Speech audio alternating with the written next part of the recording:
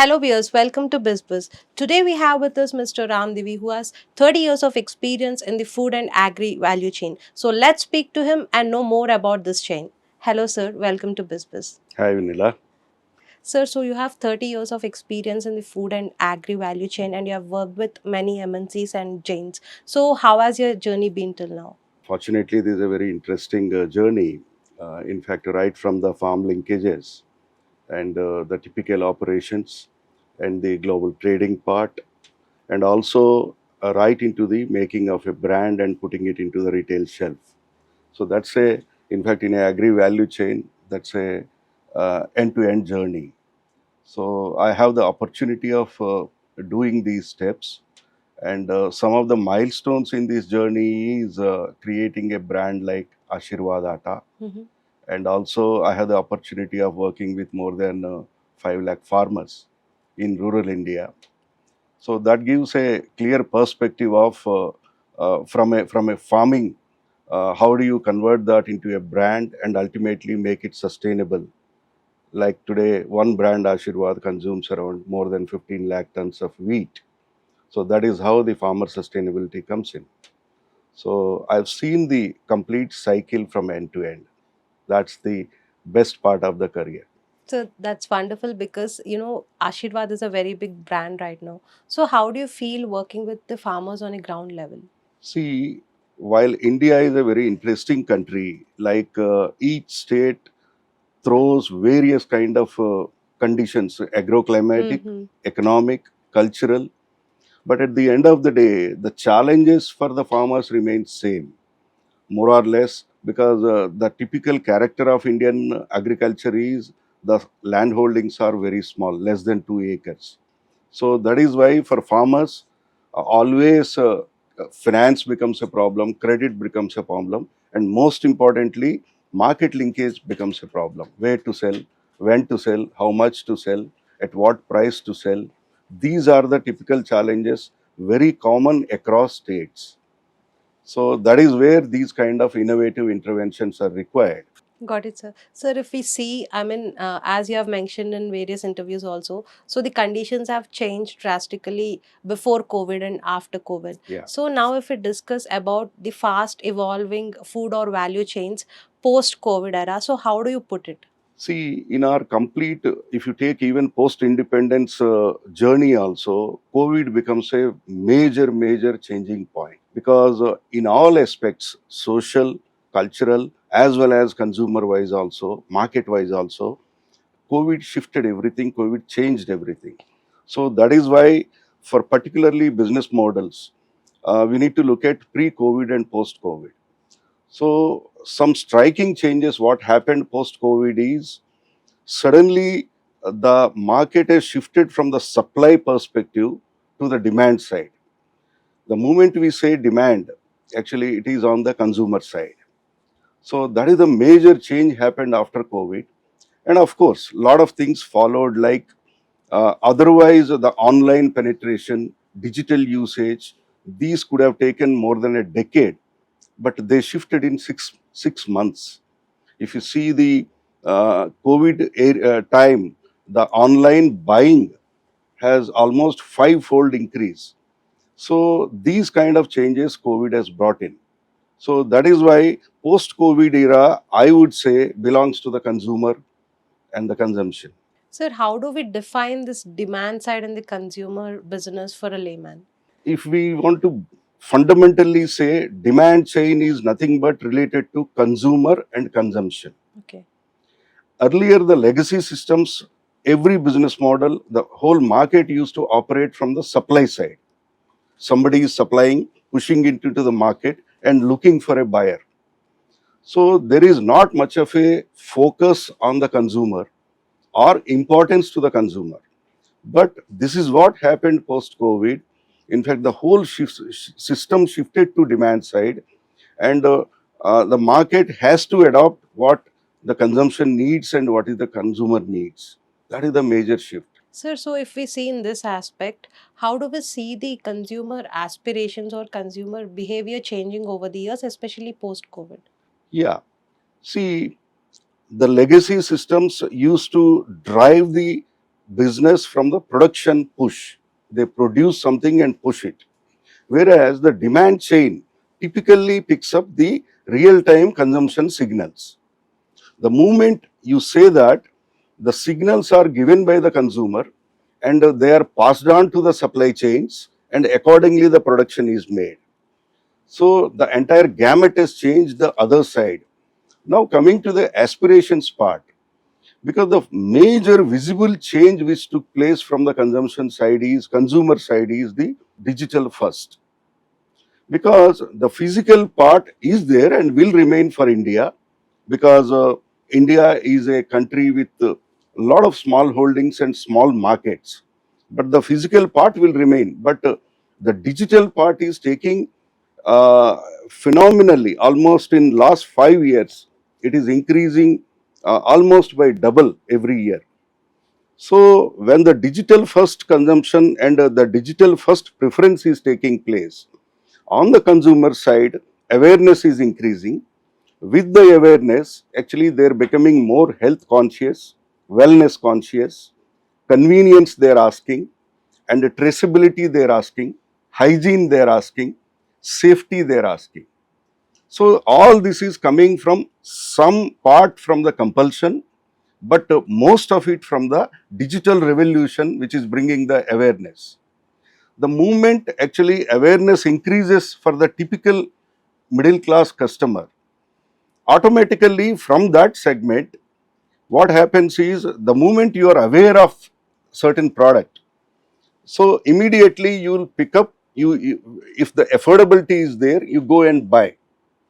So awareness brings affordability, and affordability brings the buy, and looking at this buy, some more people who are not yet converted will develop the aspiration. So that is why we call this pyramid as a 3A: Yes. awareness, affordability, and aspiration. So wonderfully explains it. So taking a cue from one of our conversations we have had, so to explain in simple terms, like you have told an example of curd and yogurt. So before, people were consuming a lot of curd, but now yogurt also has become a vogue, so that has come from the consumer side. So taking example of a product like this, so can you please explain this concept? Generally, what happens, because in a market evolution, any raw material will start its journey in selling in raw, and that is what happened in our markets also. Most of the products were selling raw. In fact, India, the conversion from raw to value addition is less than 4%, Oh. and some countries are more than 80-90%. So for a population of 1.4 billion, actually, if the raw to value addition consumption takes place, it is going to be phenomenal. And some categories proved that successfully. And so that is where in today's digital market, what is happening is there is something called markup. Means one raw material product is there, and suppose if it is selling at a X price, so if you convert into value added products, the markup becomes almost tenfold.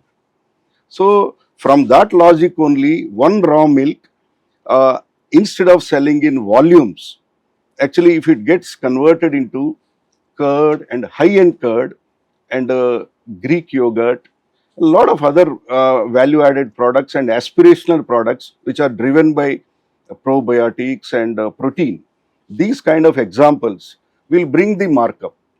So suddenly from 1 kg of raw material, actually you will get tenfold of the revenue. Revenue. Yeah. So hence all the stakeholders in the chain, since there is a more payout, more cash generated, more revenue generated, the growth will come to each and every player, and also the margin. So that is what, and for a country like India, particularly in mass commodities, whether it is dairy, fishery, or fruits and vegetables, these are all actually mass consumed products. So in these products, the markup is due, and that is what is happening post COVID, and that is what we are talking about. The products need to be driven by demand chain. That is what I mean to say. So if we see, sir, based on all these changes that have happened, so definitely there would be a need for new infrastructure also. So Yeah. post COVID, how do we see the infrastructure, changing rapidly? Digitization brings speed, and digitization brings and a lot of, in fact, it increases the capacity also. I'll give one small example. Like if you take the e-commerce and quick commerce, these are the two major changes brought in by the Hmm. digitization. In e-commerce and quick commerce, what happens if you compare to the normal supermarkets or normal physical business? The choosing of the product is democratic, because in a shop there is a restriction, because Hmm. Hmm. you can keep certain number of products Hmm. only, but in a digital shelf, actually you can keep a number of products, and the customer has got the freedom to choose Choose. from his app. That is the democracy part. And another important part is, in these digital models, the shelf space is infinite. There is no limitation for the shelf space. Hmm. Digitally you can keep 1 lakh products also digitally.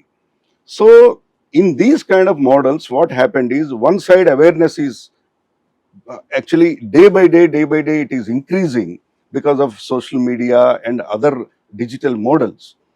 So customer is going to these digital platforms, and since there is no limitation on the space, value added high value products are displayed there, offered there.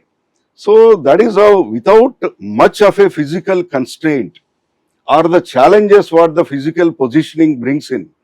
So these products are put in the digital shelf, and slowly customers are getting used to these products. And now to your question, for this kind of change, what is the infrastructure Infrastructure. requirement? Hmm.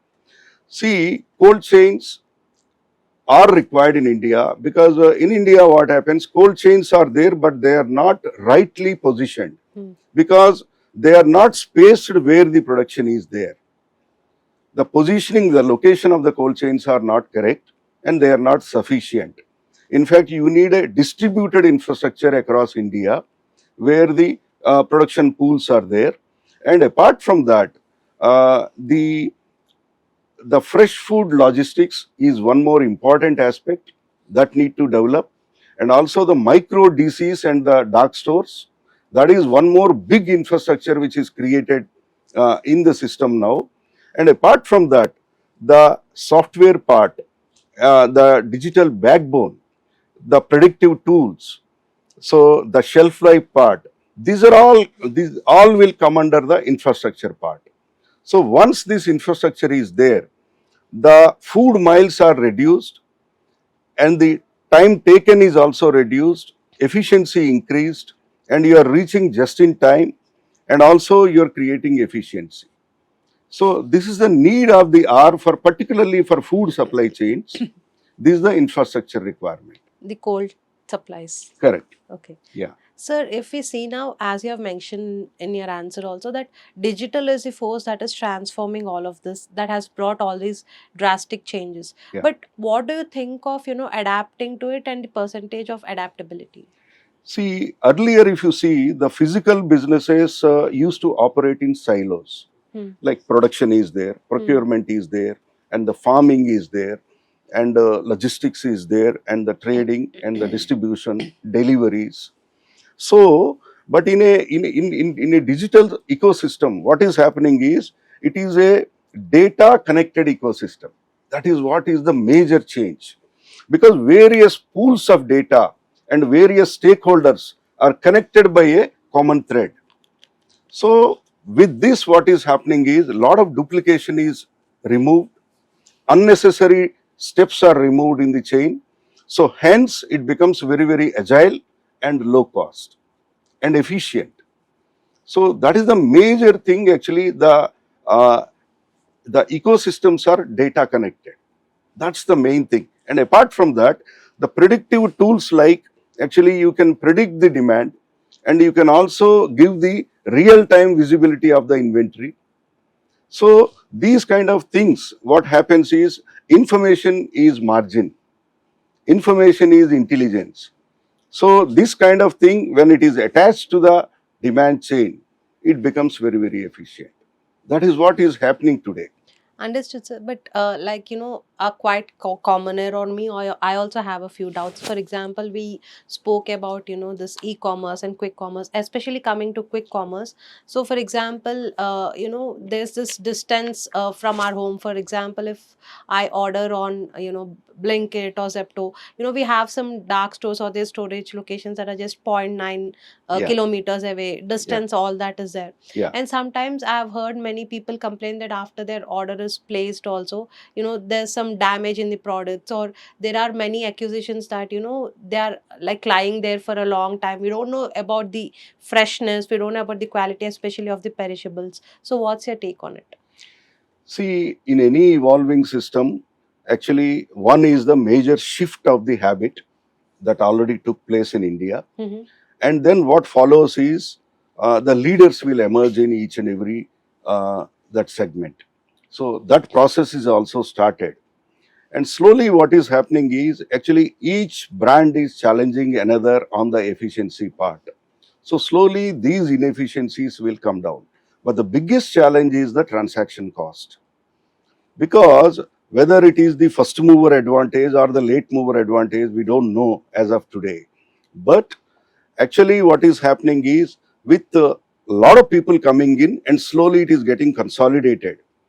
So slowly these efficiencies are increasing, and like the problems what you are saying is the rejections and Mm-hmm. the faulty deliveries Mm-hmm. and the faulty products.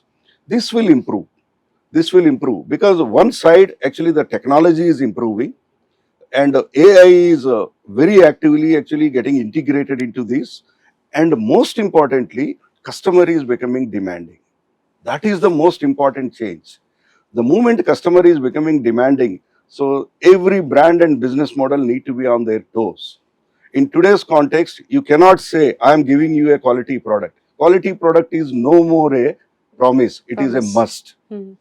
So that is why actually these business models are pulling their socks, and they need to improve. There is no other option for that. And now, if we see the term responsible business models, like I've mentioned, quality product is, no longer a term that pulls audience. So, the brands or, the startups or entrepreneurs should focus on responsible business models.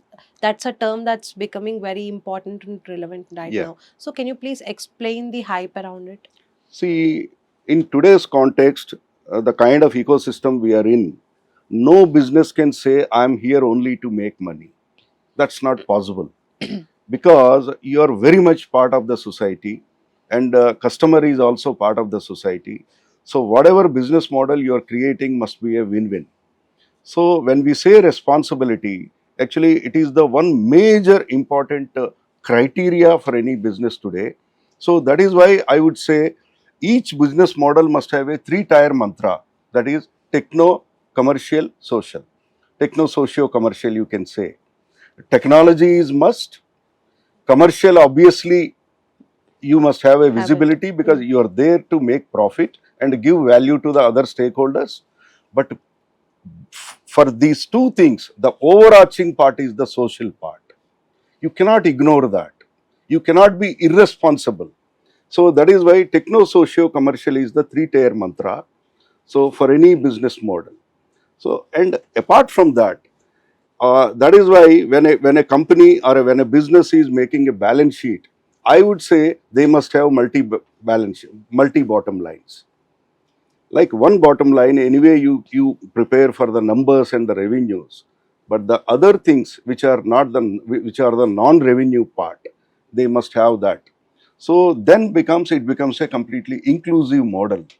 And I think today the climate change and the green supply chains are all these kind of challenges today are very much integral part of any business model.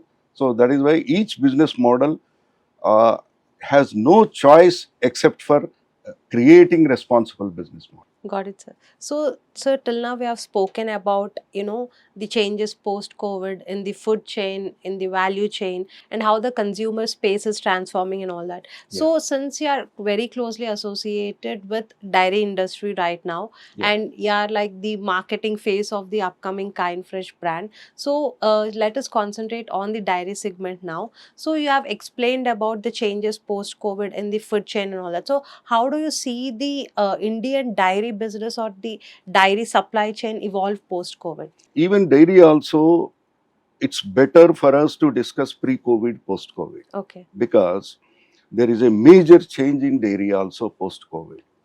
The legacy dairy industry used to be a volume driven Mm-hmm. and volume trading kind of business, liquid milk. So, but post-COVID, in fact, like what the other business models has gone through the transformation, dairy also has gone through the transformation.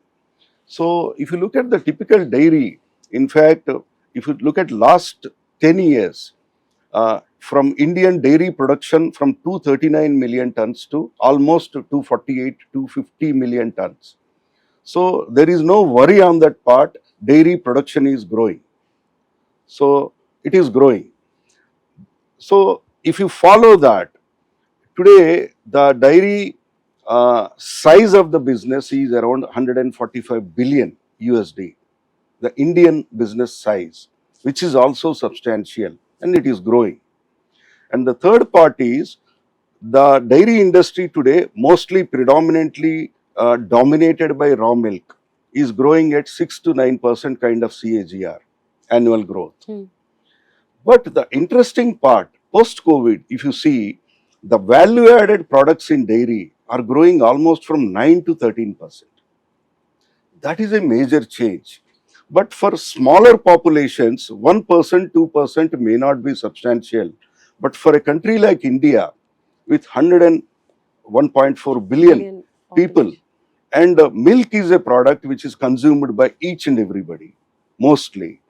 So, with this kind of mass product, if there is a value added products increase of CAGR by around 9 to 13%, which is throwing a huge opportunity there. And it is giving a signal and it is giving a caution to the industry also. You wake up to this signal because the consumer is becoming aware and he or she is preparing for this change, and by becoming demanding the health products, packaged products, personal consumable products, protein products, probiotics, so like that. So that is why dairy, if you see, the growth is looking very interesting and it is moving towards the higher margin and value unlocking kind of scenario. That's the interesting part in dairy.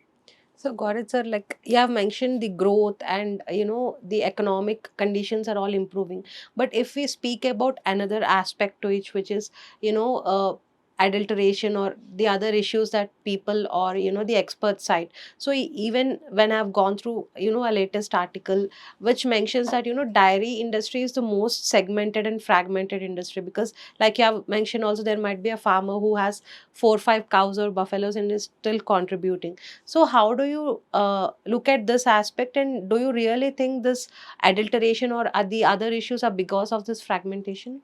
Not really. And see, when a product is at a commodity level, when it is a raw material level, if it is used, there will be some kind of deviations like that every time. But slowly, what is happening is many private brands are coming in, apart from the legends like Amul and the typical leaders, market leaders, cooperatives.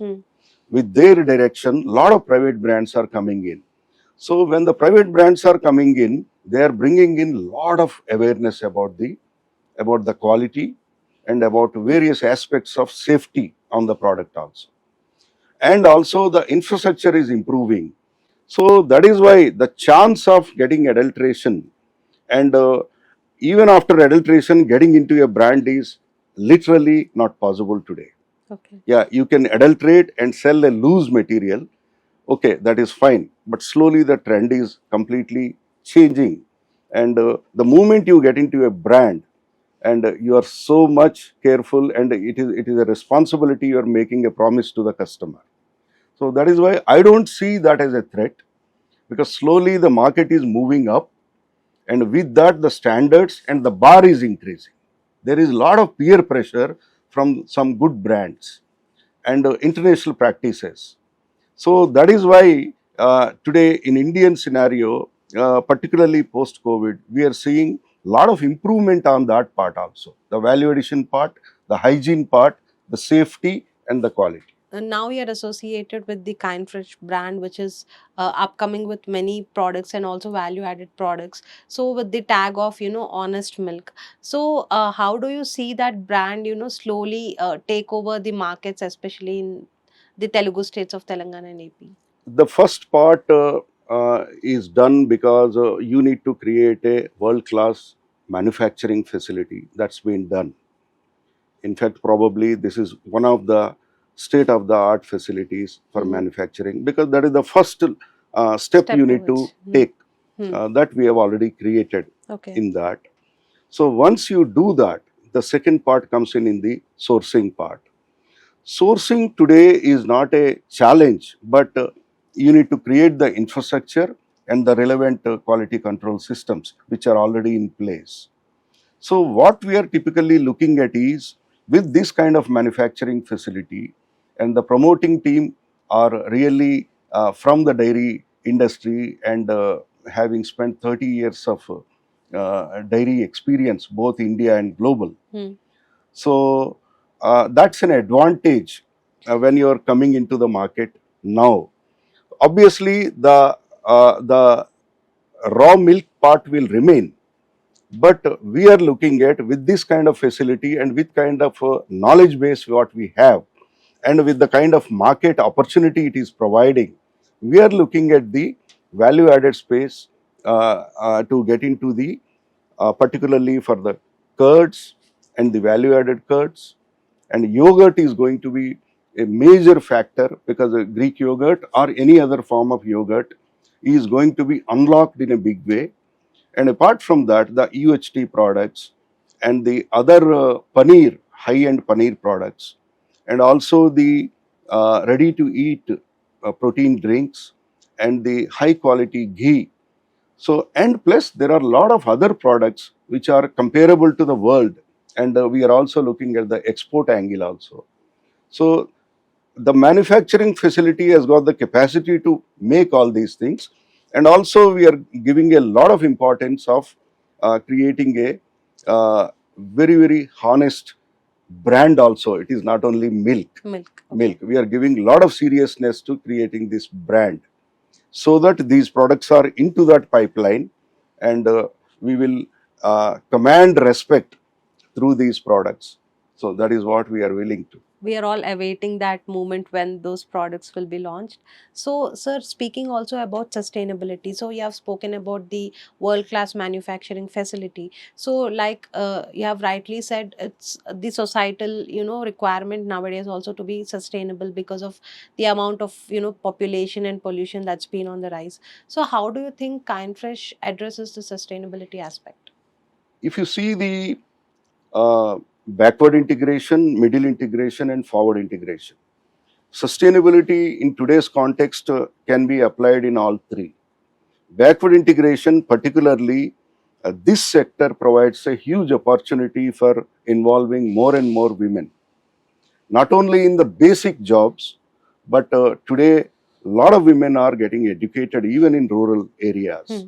So we are looking at involving them wherever is possible in a big way in the backward integration also, and we'll train them and make them champions of the completely production and sourcing part.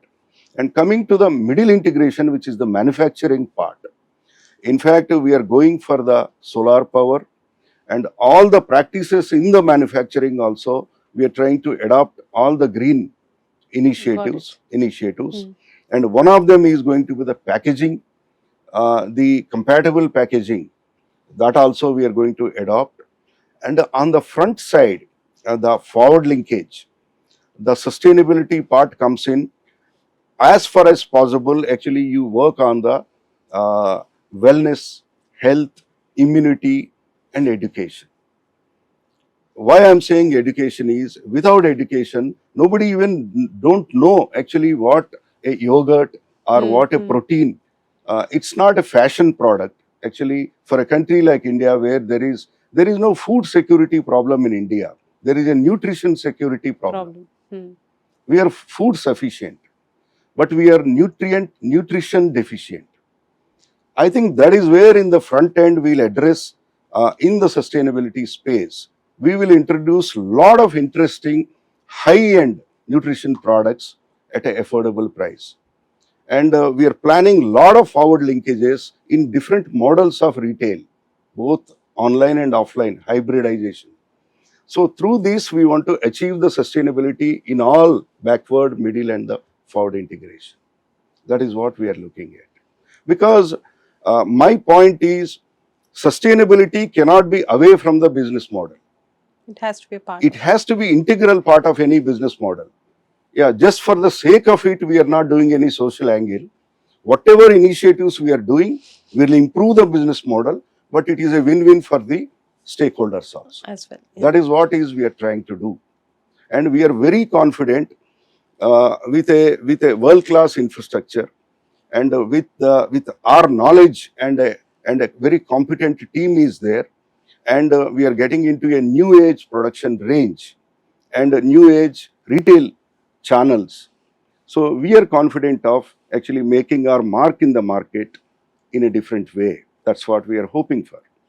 So that's so wonderful. That one sentence actually got me hooked, which you said that, India is food sufficient but nutrition deficient. That Absolutely. is definitely, a very good line for everybody of us to remember, sir, like you have rightly said. So we have discussed about, you have explained about the product evolution and how value added products have taken. Yeah. So, apart from this value added products, how do you see this product range evolving, and is there any major change upcoming that we can expect in the next 5 to 10 years? See, we see actually global trends also. Giants in dairy also, dairy giants like Lactalis and the Danone, these are the world leaders. If you read their journey also, they adopted to the value-added products very early in their journey. Okay. So what happens is, today if you compare their per liter revenue versus any of the Indian stalwarts today, is very low. So they generate more revenue out of 1 liter compared to India. Okay. Because in India, almost 99.99 is raw milk. So you are selling the product at a very basic level, and even if you sell the raw milk, actually 80% of it goes back to the farmer, but the net surplus is very, very small. That small surplus cannot give any scope for anybody in the value chain to grow.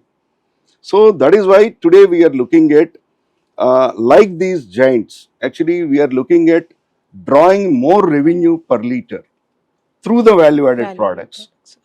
Through the most importantly, the market is ready, consumer is ready, and consumer today is accepting fair premium. I am saying not premium, actually he is accepting fair premium. When I say fair premium, actually they don't mind giving money, provided there is a differentiation, authenticity, and a promise. So today, that is why most brands realize that trust is an economic value, transparency is an economic value. Earlier it was not. Today, actually, these are the economic values. So that is why we are looking at today, through this range, actually we can achieve our goal, and taking the cue from the global leaders. That is what happened in those markets, and India is due, and with the kind of population and consumption muscle India has got, any multiplier by 1% is going to be humongous in India. That's what is the exciting phase. So that is why I would say to the dairy industry also, next 20 years are going to be very, very rewarding, because we are moving from the volume pushers to the actually getting the consumption signals and getting into the value addition journey. This journey is going to actually increase the profit pyramid and the value and the rest of the valuations and the growth. The total pie revenue will increase in this.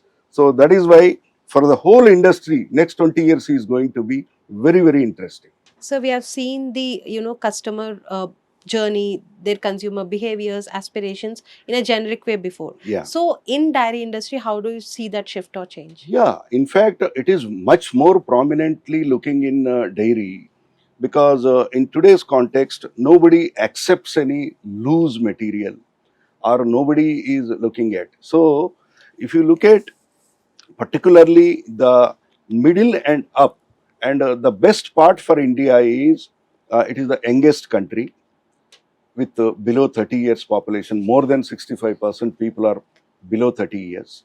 So, and also the working class is increasing, the digitization is increasing. So, with this, what is happening is they know exactly actually what are the needed products, and particularly post COVID, there is a lot of consciousness on eating right, and actually picking up the health products and working on the immunity, and also so these are the kind of things even for the youngsters.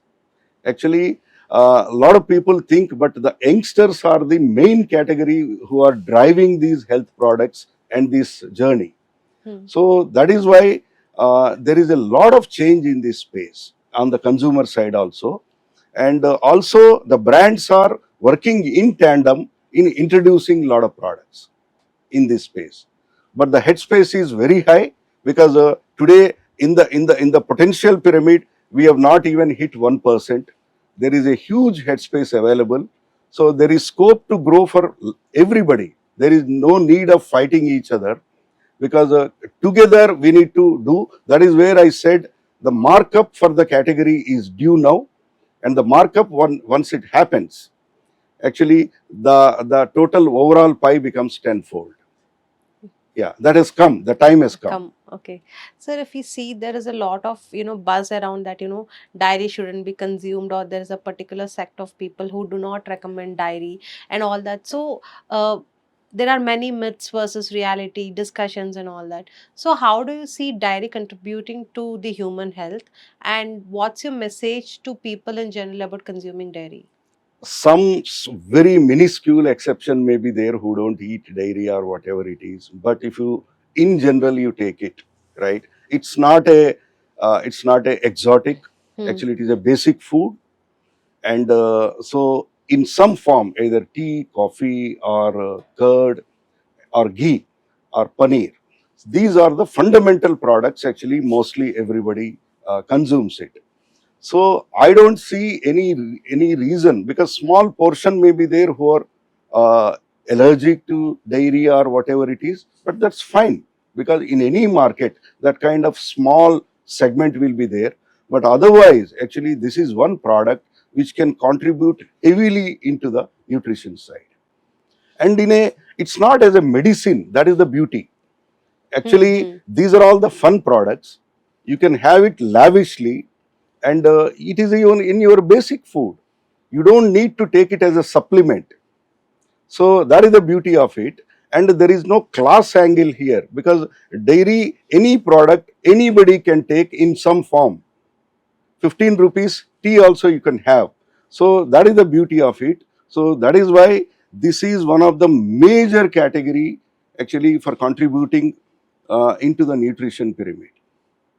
Sir, so I mean, leaving about people who are allergic to it, so like we have discussed, it has become a trend that dairy or milk should be avoided, and there are alternate products that have come up.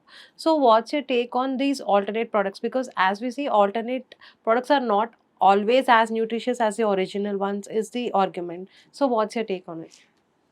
See, generally for everything, actually alternatives are worked out.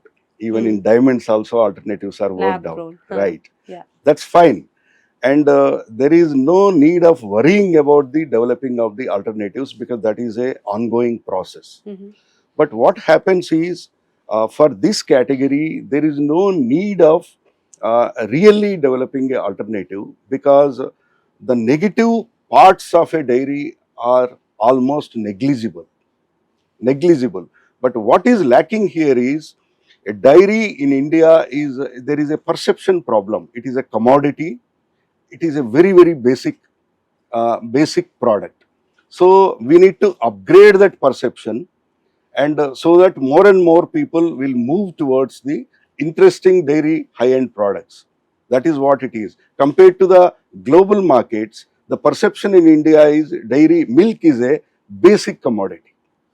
That's the perception issue, and that is where the industry needs to work on, business models need to work on, brands need to work on, actually improving the perception of this category. Understood, sir. Yeah. Sir, so to conclude, why do you think all the key stakeholders in this value chain, especially post-COVID value or supply chain we have, why is a paradigm shift required at this point? Paradigm shift is required for two reasons. Actually, one is, if you don't follow where the market is going, then you will be left out. And we have seen in so many products, the mobiles, the TVs, we have seen they vanished, Managed. because if you fail to understand the major wave, so that is one part. And second thing is, the customer aspiration is increasing, and he is becoming well aware of it, and he is exposed to the global standard environment through his mobile or her mobile.